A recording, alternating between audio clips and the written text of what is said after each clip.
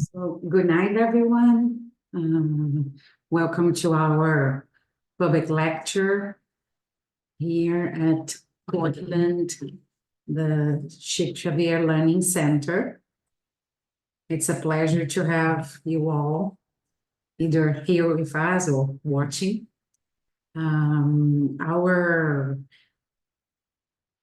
Our theme today it comes from the Living in Spring book from Chico Xavier. And the chapter we are going to cover today is this chapter 32, called The Good Part. For those who don't know who we are the Chico Xavier Learning Center, as I mentioned. And we are based out of Beaverton, the Portland metropolitan area. And we do have public lectures on Thursdays at night at 7:45. And on Thursdays, the first Thursday of each week, we do these type of lectures in English. All the other Thursdays are in Portuguese, but the first of each month, it's always in English. So you're always welcome to come, both languages. And you can go to our website, as you can see on the screen, and you can see the activities we do. And also, please join us in our social media. We are a group of volunteers working together, and we welcome donations, contributions, so that we can spread the Spiritism here in our region, in the Portland region. And before we start our study, our lecture today, I invite you to look at this picture. See the light coming from this man, a friend of ours, that has been for more than 2,000 years teaching us, right? So with that image in your mind, with this picture in mind, close your eyes. Find peace in your mind. Breathe in and out slowly. Let this energy coming from Jesus' heart touch your body, touch your heart.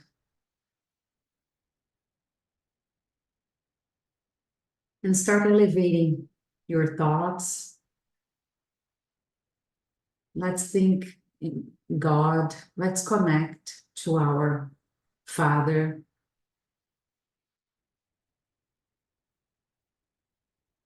Let's be grateful to be here with Jesus, in name of Jesus, having the chance to learn more about his teachings, about the message that he left behind during his passage here on earth as human being. Allow all our benefactors, guardian angels, good spirits surrounding us, to join us in this half an hour, helping to fill our hearts with good energy, our minds with good thoughts, and our soul with good teachings. so that we can continue our journey on this planet, our journey of evolution, our journey of growth. May we start our studies. So it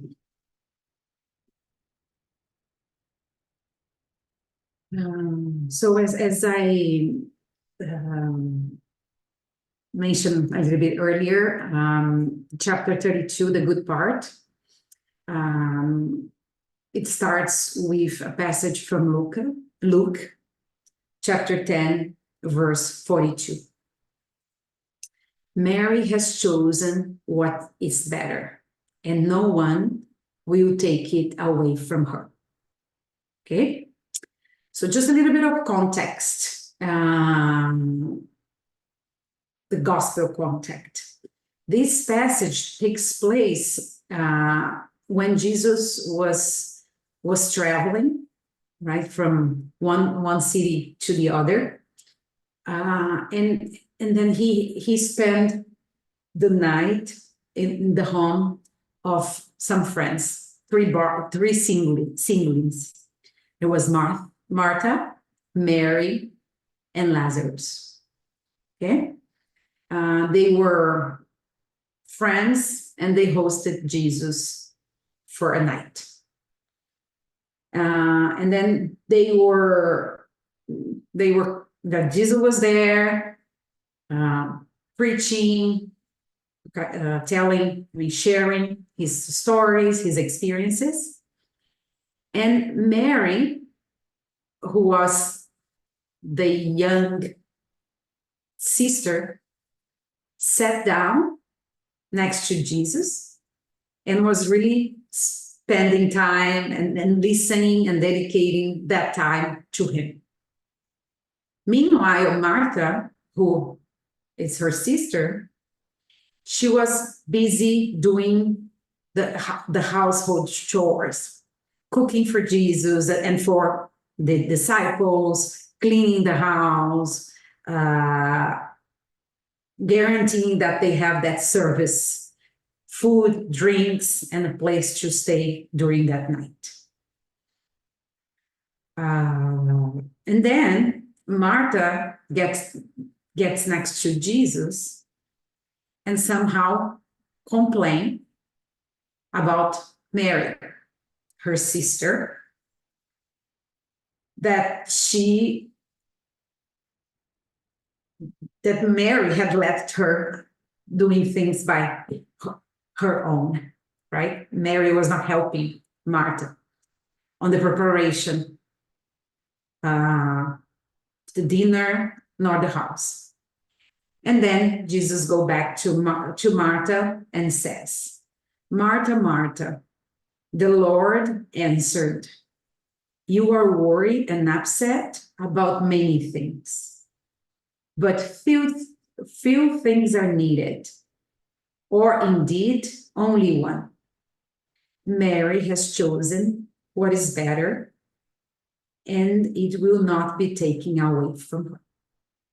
Just for us to understand where the context from where Emmanuel has extracted this line. And then, as in every book from Chico and Emmanuel brings a message around that passage. So let's read it together. Do not forget the positive part that resides in all creatures and things. The fire destroys, but it transports with itself the purifying element. The stone is contusing, but it consolidates security. A windstorm wipes rustily. However, it helps in the renewal. A torrent is filthy. Still, usually conducts the indispensable fertilizer to the successful sowing. So there are also creatures that, despite being negative in some sectors of the human struggle, prove to be extremely valuable in other fields. Unilateral appreciation, it's always unions. Complete imperfection, as much as full perfection, does not exist in the plan in which we evolve. The criminal, accused by everyone, can be tomorrow the healthcare worker who brings you the glass of water. The champion in whom you have discovered the companion in whom you have discovered deep darkness might be later the sublimated brother who invites you to a good example. A storm of the hour, as we are living the moment, is often the source of well-being that you are going to live. Let's search for the best of each situation, events, and people. Mary has chosen what is better, and no one will take it from her, told us the Lord. Let us assimilate the essence of this divine lesson. Those who seek to the positive part and with it remain, gather in the field of life the spiritual treasure that anyone will never steal from them. So it's a beautiful text with very deep messages that somehow connects one with the other. So let's divide a little bit and conquer some of the paragraphs. Right? So in the first paragraph, Emmanuel invites us to be positive, to not forget that in everything there is a positive part, right? Independently of the situation, of the person that we are dealing with. And then he gives examples about around the fire, that although it brings destruction, purifies earth, right? Purifies the earth, and then enables us to have our food, right? Full of minerals, full of nutrients.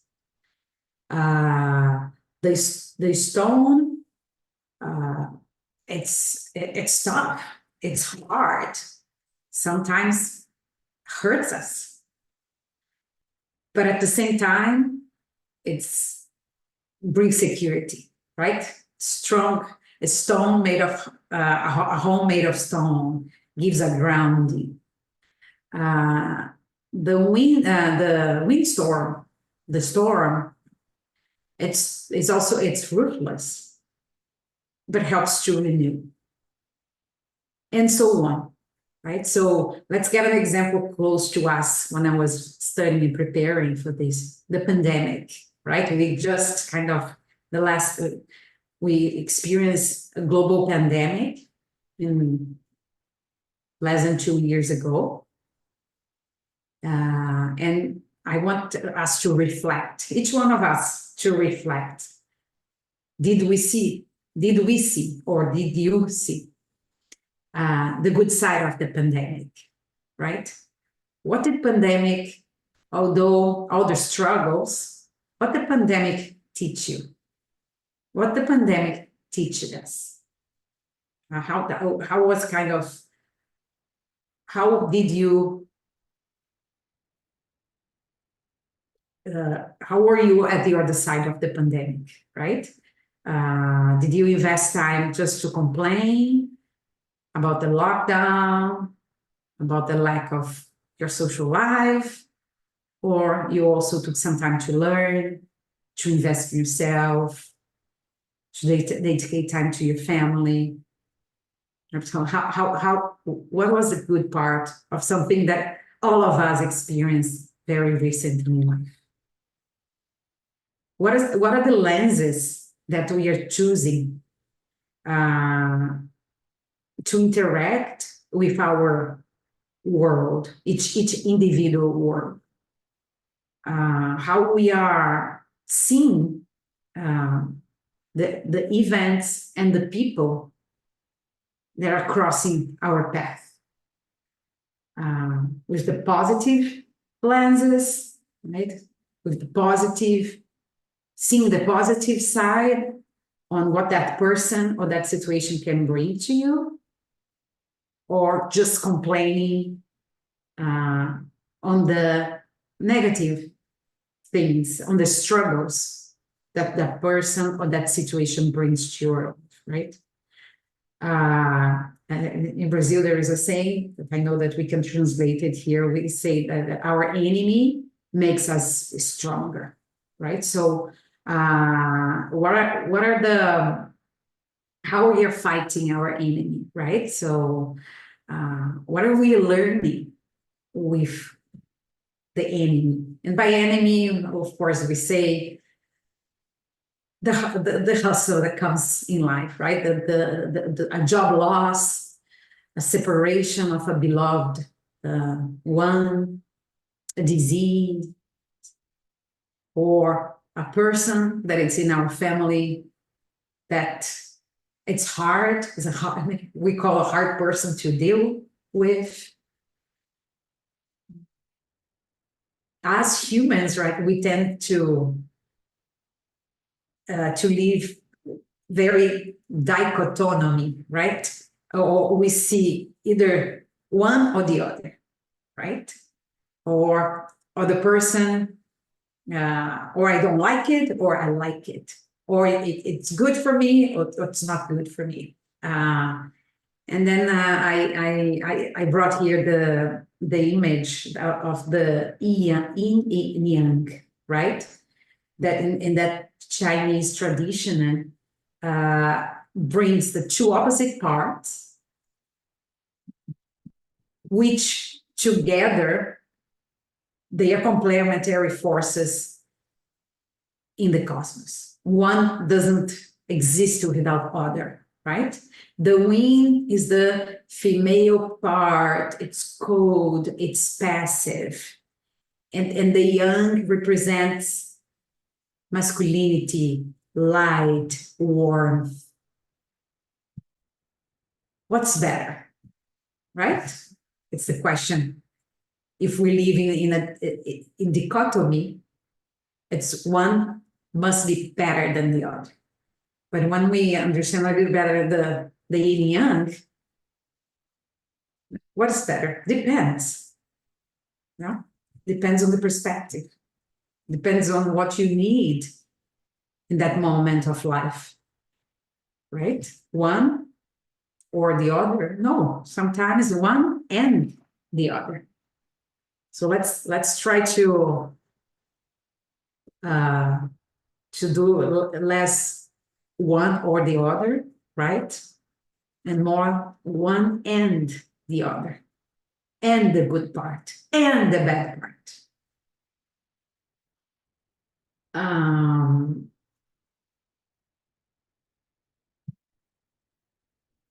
We have in the Spirit's book, right? When we study the foundation of the Spiritism, I imagine that you have heard about the 10 moral laws, right?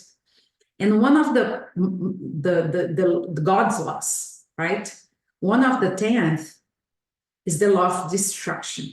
And it's for us that when I started study, was very strange to me, right? Why God has a law, that it's a law that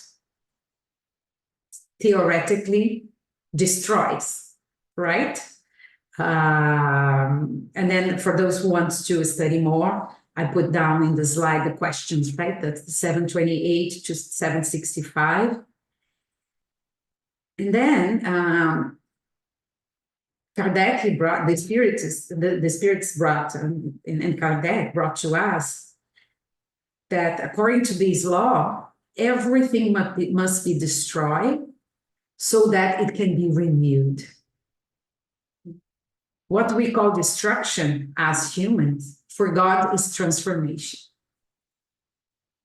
And then we are only just able to progress if we destroy something, if we leave something that was part of our life in the past go. So I invite everyone to think about that. Even in the destruction, in the law of destruction, there is a good part. The law of progress just happened, enabled by the law of destruction. We don't have progress if we don't destroy something, either on us or in our lives, right? Usually, all of us in this planet, we learn in the difficult moments, right? And in the difficult moments are the moments of destruction, that we let something that was part of our lives go so that we can open space for new things, and with that for growth. Okay, so think about that. And I mean, we encourage you to study a little bit about the chapter, of course, the 10 moral laws, but also the destruction law. Highly recommended. So coming back to the text, to the message, which is totally connected with the law of destruction, law of progress, right? With the yin, with the yang, with the good part of things and people. And then he says, complete imperfection, as much as full perfection, do not exist in this planet, in this plan, the plan that we live today, right? We know that we live in a planet of expiations and trials. There is no perfection. And 100% of imperfection doesn't exist either, right? We need to keep in mind that we are divine creatures. We have the angel is sleeping in us. We are angels to be. We are always talking about that. So the good part is in us, in humanity. This is also a divine law. Some of us have already started to flourishing, to put the goodness a little bit out there, right? Others, not yet. But we know that our destiny will be perfection, will be the celestial worlds. And then what is on us today, it's much more how I'm seeing and how I'm dealing, right?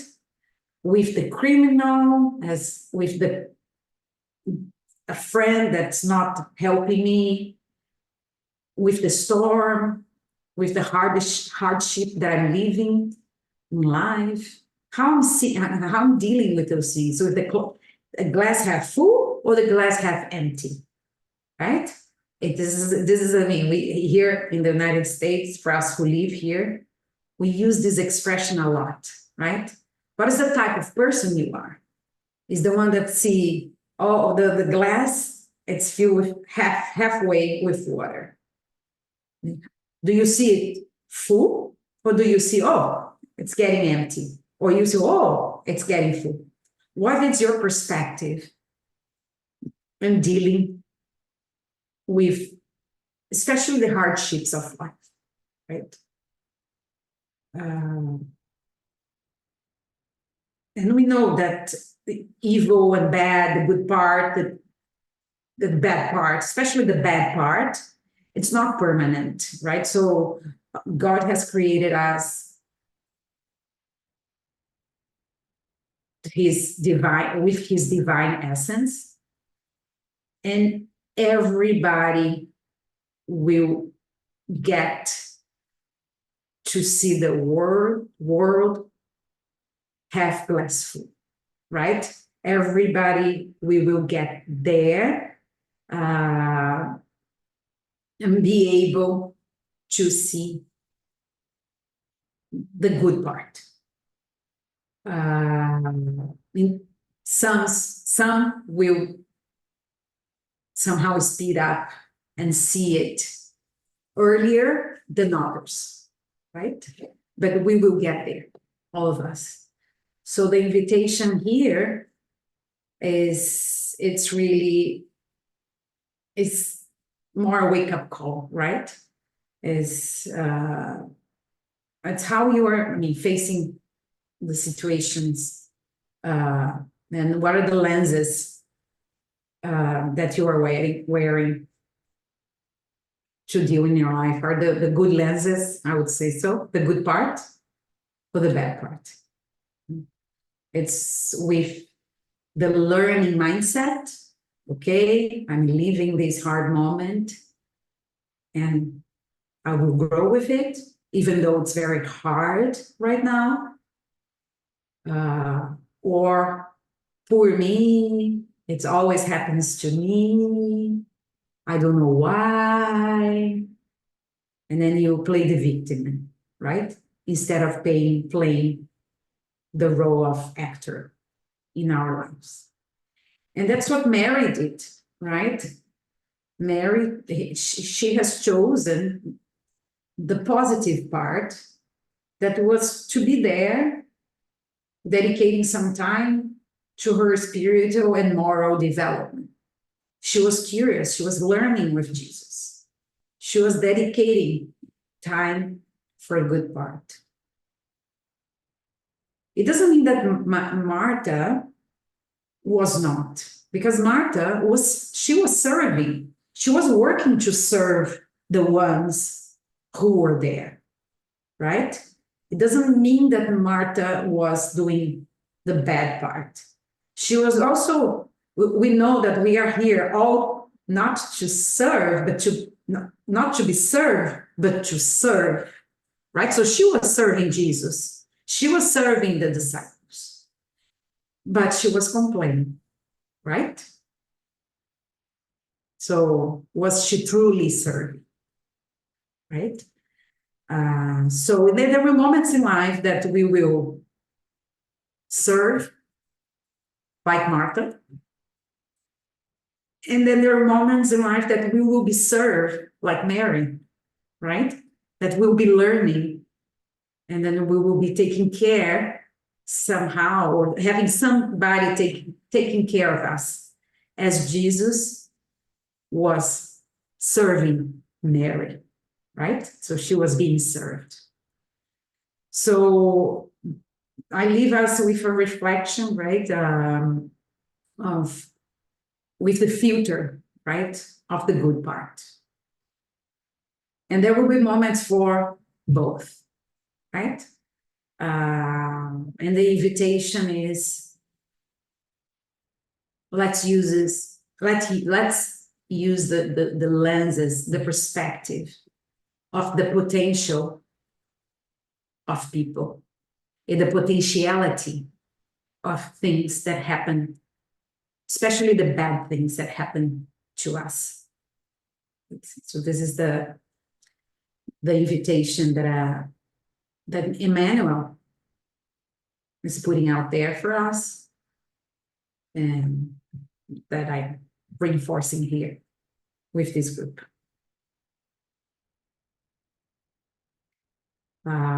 So thank you.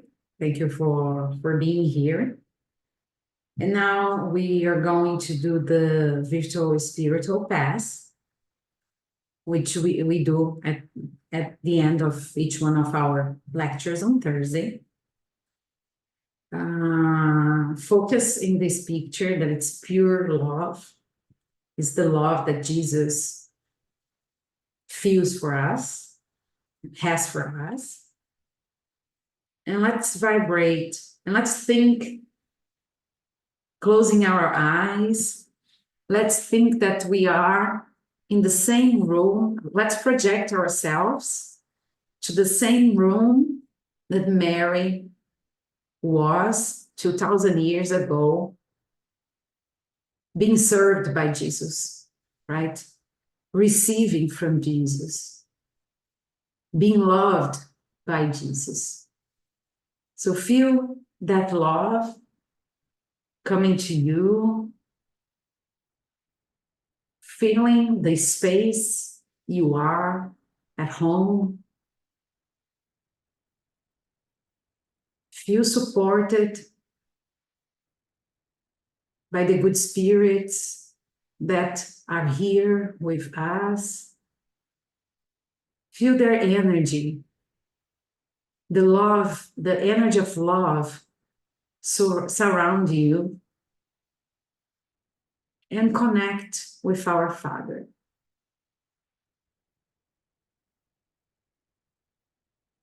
Let all the thoughts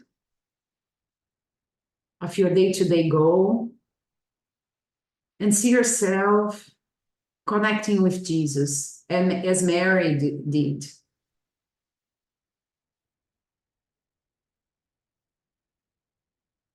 Let this light, this energy of love coming from Jesus, coming from his teachings, enters our body from head to toe. And we feel the warmth, we feel the love, we feel the peace coming from Jesus, sitting next to you,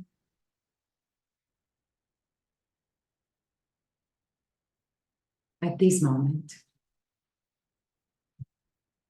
And may this energy go beyond your home. May this energy touch our planet, touch our Mother Earth, that all humans, and also all the spirits, may receive this energy of love that we are feeling now, that Mary felt 2,000 years ago. May this energy purify our water. May this energy protect our home and our planet. And maybe all of us benefited, get the benefits of this flow of love, flow of light, flow of peace that always comes from Jesus. May it be. Amen.